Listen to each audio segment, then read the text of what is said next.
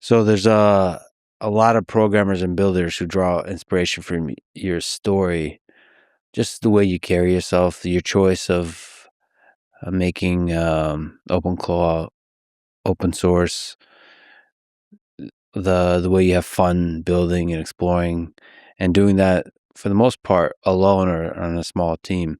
So, by way of advice, what metric should be the goal that they would be optimizing for? What would be the metric of success? Would it be happiness? Is it money? Is it positive impact for people who are dreaming of building? Because you went through an interesting journey. You've achieved a lot of those things, and then you fell out of love with programming a little bit for a time. If I was just burning too bright for too long, I started PSPDF-Kit and ran it for 13 years. And it was high stress. I had to learn all the things fast and hard, like how to manage people, how to bring people on, how to deal with customers, how to do. So it wasn't just programming stuff, it was people stuff. The stuff that burned me out was mostly people stuff. I don't think burnout is working too much. Maybe to a degree, everybody's different. I cannot speak in absolute terms, but for me, it was much more differences with my co-founders, conflicts, or like really high stress situation with customers that eventually grinded me down.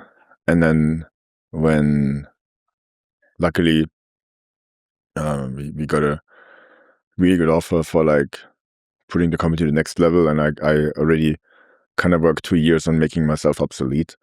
So at this point I could leave.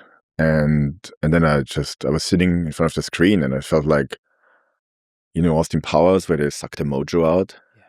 I was like, it was like gone. Like I couldn't get code out anymore. I was just like staring and feeling empty. And then I just stopped. I booked like a one-way trip to Madrid and it's like spent some time there. I felt I had to catch up on life. So I did a whole bunch of life catching up stuff.